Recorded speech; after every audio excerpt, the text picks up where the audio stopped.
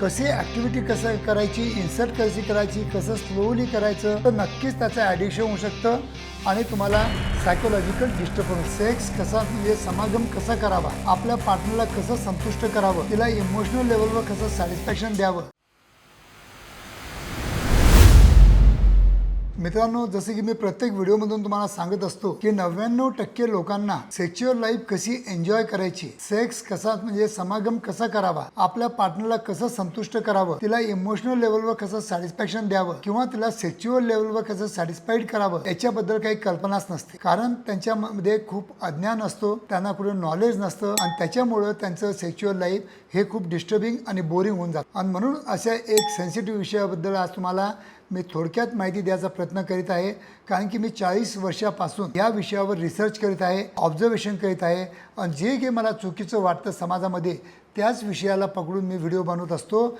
म्हणून मित्रांनो, जर माझे यूट्यूब चॅनलचे व्हिडिओ जर तुम्हाला आवडत असतील तर नक्कीच माझ्या चॅनलला सबस्क्राईब करा आणि आवडले असतील तर नक्कीच जास्तीत जास्त आपल्या मराठी बांधवांना शेअर पण करा, जेणेकरून तुमच्याद्वारा त्यांना पण माझ्या व्हिडिओचा काही ना काही बेनिफिट तुम्ही करून देऊ शकता. तर मित्रांनो, आजचा जो आपला विषय काय आहे की मी तुम्हाला नेहमी सांगतो की 99% लोकांना माहीतच नसतं की आपल्या पार्टनरला कसं उत्तेजित करायचं, आपल्या पार्टनरला इमोशनल आणि फिजिओलॉजिकल लेवलवर कसं सॅटिस्फॅक्शन द्यायचं, फोर प्ले कसा करावा, सेक्शुअल हायजीन कशी मेंटेन ठेवायची याच्याबद्दल काहीच माहिती नसते आणि कुठे चर्चा पण करत नाहीत, चांगले डॉक्टरांचे व्हिडिओ पण बघत नाहीत.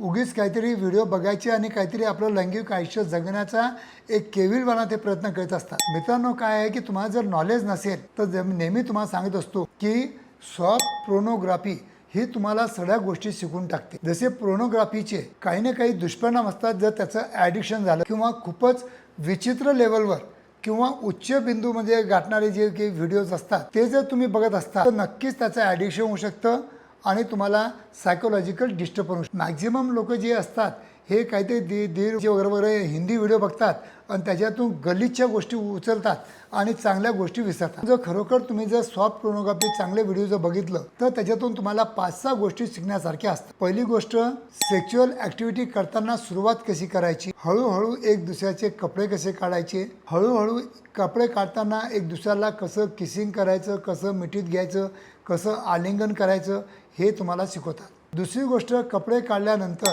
कुठं कुठं किस करायचं, कुठं कुठं बोटं फिरवायची आणि कुठं कुठं तिला इरोटिक झोनला स्टिम्युलेशन द्यायचं हे पण तुम्हाला शिकवतात. तिसरी गोष्ट, क्लायट्रिस ग्रंथी कुठं असते, काय असते, तिथला जो हिरो असतो तो क्लायट्रिस ग्रंथीला कसं रब करतो, बोटाने करतो का जिभीनं करतो, इनर थाईजला कसं जिभीनं चाटतो, तर तसे ह्या गोष्टी ह्या सॉफ्ट प्रोनोग्राफीमधून तुम्ही शिकू शकता.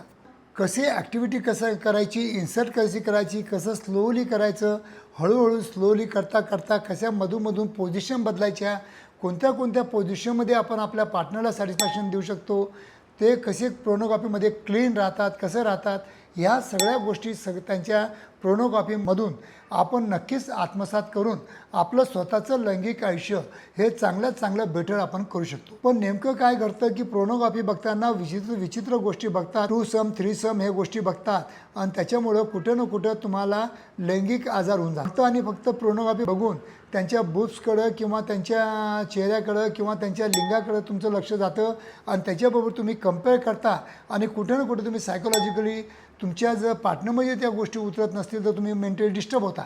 असं न करता ह्या प्रोनोग्राफीमधून तुम्हाला चांगल्या गोष्टी काय निवडायच्या आहेत आणि वाईट गोष्टी काय आपल्याला फेकायच्या आहेत ते जर आपण चांगलं शिकलो तर मला वाटतं की प्रोनोग्राफी बघून आपण आपलं लैंगिक आयुष्य हे चांगल्यात चांगलं बेटर करू शकतो. कारण की आज पण माझ्याकडे येणारे जे पेशंट असतात त्यांना लैंगिक हायजीनबद्दल माहीत नसतं. लैंगिक क्रीडा चालू करण्याच्या अगोदर स्वच्छता ठेवायची, ब्रश करायचं, नीट आणि क्लीन राहायचं, शेविंग करायचं की जेणेकरून आपल्या म्हणजे दाढीचे केस तिला रुतले नाही पाहिजे, ह्या गोष्टीचं काहीच लक्षच देत नाही. आणि त्याच्यामुळं काय होतं की जे लैंगिक जे जीवन असतं ते कंटाळवाणं होऊन जातं त्यांच्यासाठी पण आणि आपल्यासाठी पण. आणि मधून मग काय होतं की आपल्याला एक्स्ट्रा मॅरिटलचे स्वप्न पडतात आणि त्याच्यामुळेच कदाचित एक्स्ट्रा मॅरिटल जास्त आजच्या प्रमाणात समाजामध्ये घडत पण असते. हा विषय वेगळा असेल, पण मी तुम्हाला सांगतो की प्रोनोग्राफीमधून जर चांगल्या गोष्टी प्लेचा कसा करावा, काय करावा, या गोष्टी आपण म्हणजे जर आत्मसात केल्या त्यांच्यासारखं शरीर आपण पण मेंटेन ठेवलं,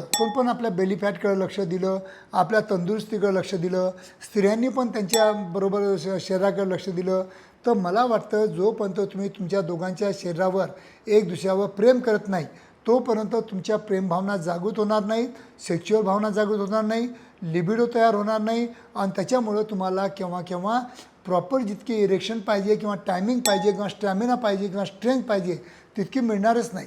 तर मित्रांनो, माझा सांगण्याचा या व्हिडिओद्वारा एकच दृष्टिकोन आहे की पोर्नोग्राफी बघून तुम्ही तुमचं लैंगिक आयुष्य हे चांगलं बेटर आणि बेटर करू शकता, जे की आजच्या स्थितीमध्ये आपल्या खेड्यापाड्यातल्या लोकांना याची खूपच गरज आहे.